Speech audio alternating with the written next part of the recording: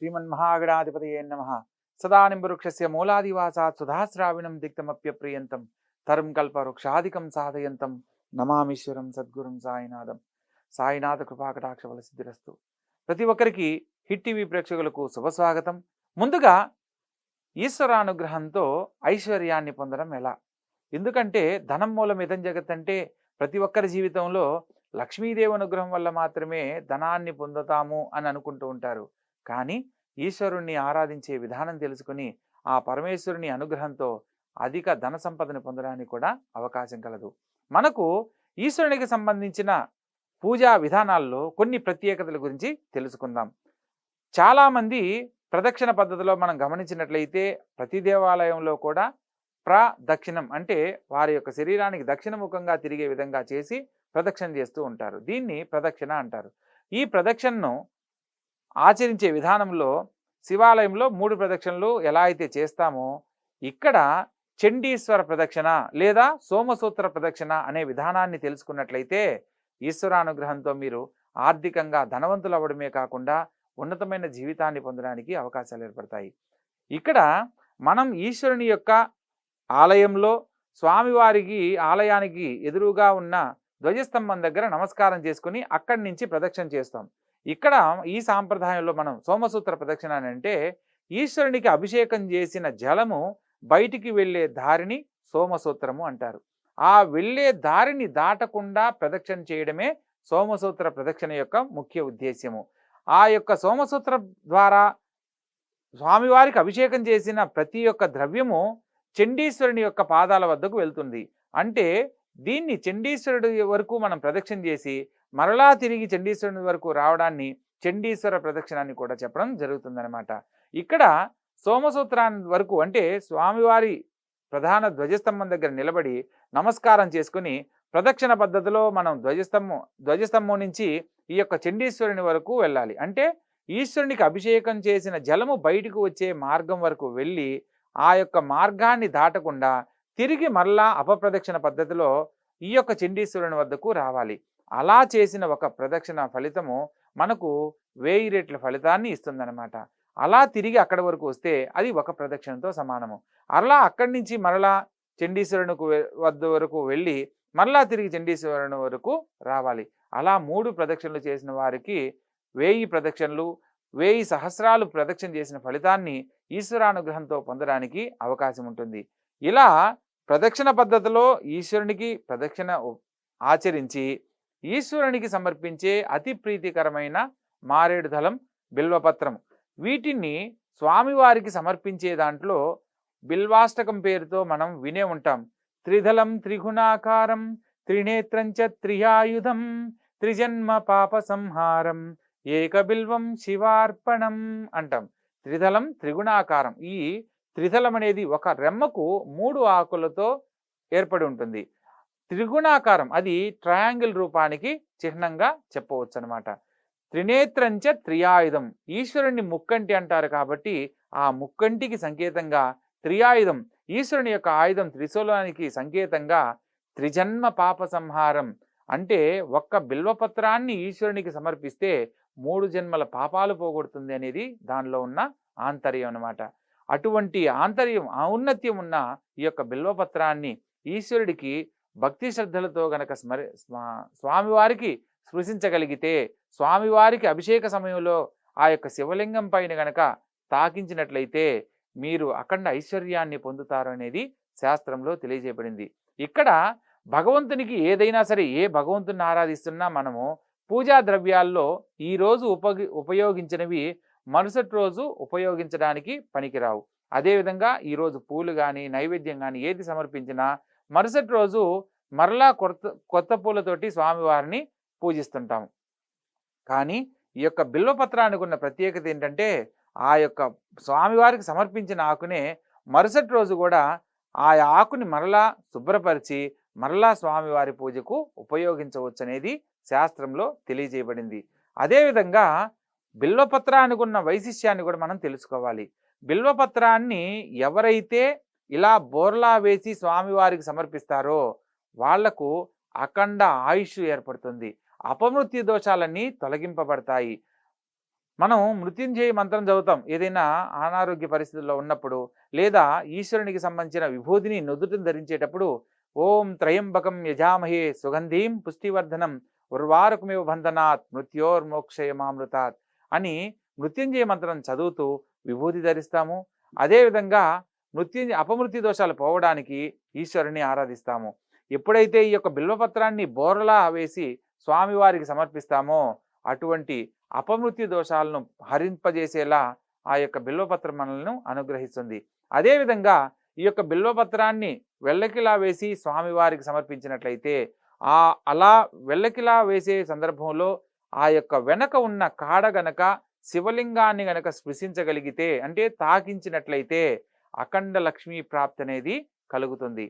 ఇక్కడ త్రిశక్తి స్వరూపిణిగా మనం లలితాదేవిని ఎలా అయితే ఆరాధిస్తామో అఖండ ఐశ్వర్య ప్రాప్తికి సంబంధించి బిల్వపత్రానికి సంబంధించిన శివపురాణంలో ఈ యొక్క కాండం వద్ద లక్ష్మీదేవి స్థిర నివాసం ఏర్పరచుకొని ఉంటుంది. కాబట్టి అఖండ ఐశ్వర్య ప్రాప్తి కోరుకునే ఎవరైనా సరే ఈ యొక్క బిల్వపత్రం కాడను శివలింగానికి తాకే విధంగా స్వామివారికి సమర్పించాలి.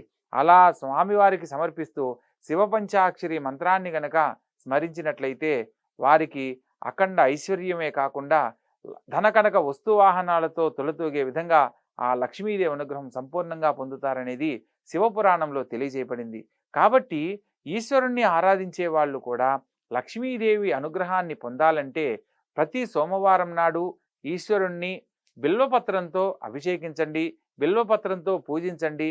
బిల్వపత్రం యొక్క కాడను స్వామివారి శివలింగానికి స్పృశించబడేలా, తాకబడేలా ఆ యొక్క బిల్వపత్రాన్ని శివలింగానికి సమర్పించండి. ఇలా సమర్పించిన ప్రతి ఒక్కరి జీవితాలలో కూడా అఖండ లక్ష్మీ ప్రాప్తి కలగడమే కాకుండా వారి దైనందిక జీవితంలో ధనానికి సంబంధించిన ఎటువంటి సమస్యలు లేని జీవితాన్ని పొందుతారు. అదేవిధంగా లక్ష్మీదేవి అనుగ్రహానికి సంపూర్ణమైన పాత్రలు కావడానికి అవకాశం ఉంటుంది. ఏ ఇంట్లో అయితే ధనానికి సంబంధించి నిల్వ ఉండాలనుకుంటున్నారో మీరు ముఖ్యంగా చేయవలసిన కొన్ని పనులు కూడా గుర్తుపెట్టుకుని ఉండాలి.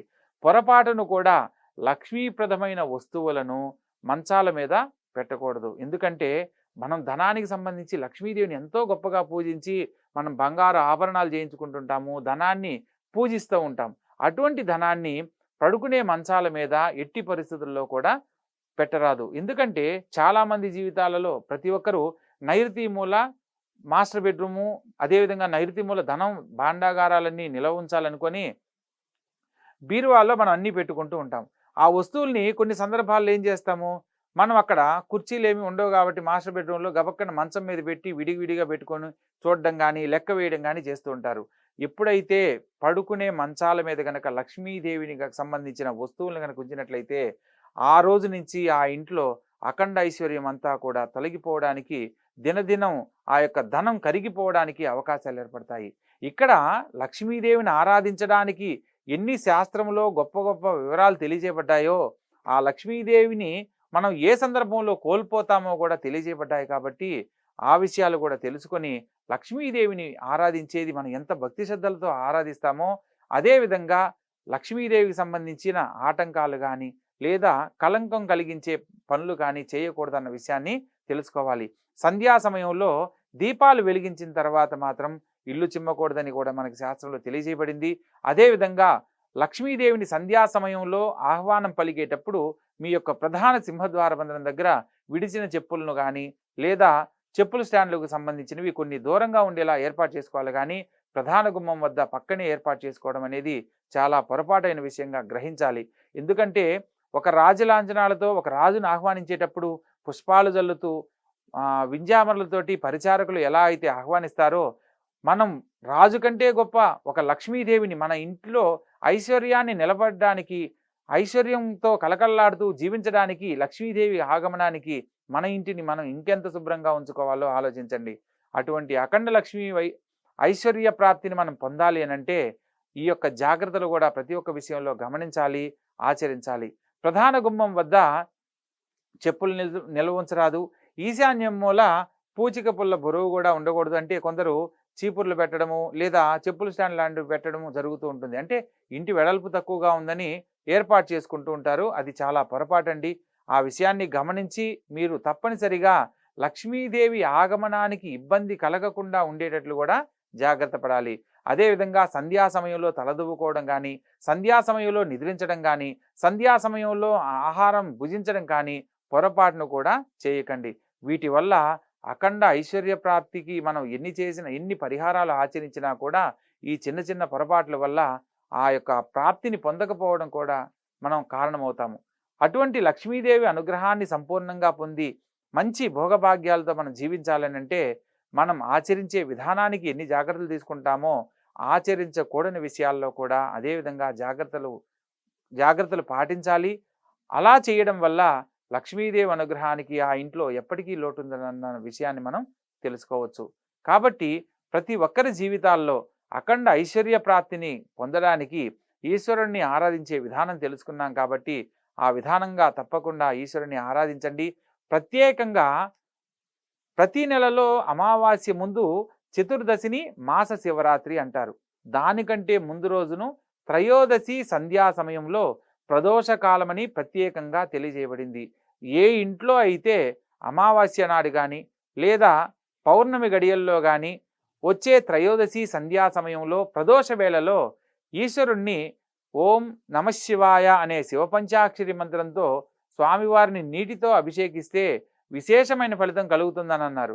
అదే సమయంలో ఈ యొక్క బిల్వపత్రంతో గనక స్వామివారిని గనక అభిషేకించినట్లయితే స్వామివారి పూజకు గనక ఉపయోగిస్తూ శివపంచాక్షరి మంత్రమైన ఓం నమశివాయ అనే మంత్రాన్ని గనక పఠిస్తూ ఉన్నట్లయితే అఖండ ఐశ్వర్య ప్రాప్తిని, ఈశ్వరానుగ్రహాన్ని, ఆ కుటుంబంలో కలతలు లేని జీవితాన్ని పొందడానికి అవకాశం ఉంటుంది.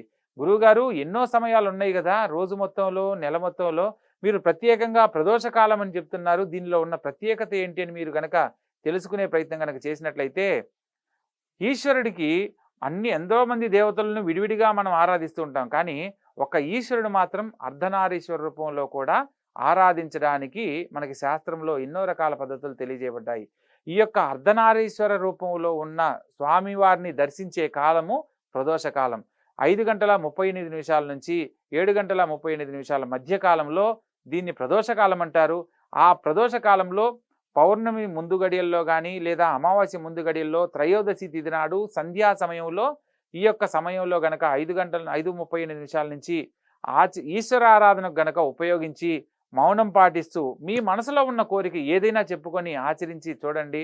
తప్పకుండా ఈశ్వరానుగ్రహంతో ఆ ఇంట్లో కలతలు లేని జీవితమే కాకుండా ధన కనక వస్తువాహనాలతో తొలతొగడానికి, వారి నిత్య జీవితంలో ఆర్థికంగా ఎదగడానికి ఏ ప్రయత్నం చేసినా కూడా ఆ ప్రయత్నంలో దినదినాభివృద్ధి పొందడానికి అవకాశాలను కల్పిస్తున్నారు. కాబట్టి అటువంటి ఐశ్వర్యాన్ని మనం పొందడానికి ఈశ్వరుణ్ణి ఆరాధించండి. అదేవిధంగా లక్ష్మీదేవి అనుగ్రహం పొందడానికి ఇప్పుడు మనం చెప్పిన విధంగా ఆచరించండి. సకాలంలో మీ ఇంట్లో లక్ష్మీదేవి నిలయానికి, లక్ష్మీదేవి ఆగమనానికి ఎప్పుడూ లోటుండదు. ఆ లక్ష్మీదేవి స్థిర నివాసంతో మీ కుటుంబంలో ప్రతి నిత్యము కూడా శోభాయమానంగా వర్ధిల్లుతారనేది శాస్త్రాలు మనకి చెప్తున్నాయి. కాబట్టి ప్రతి ఒక్కరూ కూడా ఆచరించే ప్రయత్నం చేయండి. అటువంటి ఉన్నతమైన జీవితాన్ని ప్రతి ఒక్కరూ పొందండి. సర్వే జనా సుఖినో భవంతు.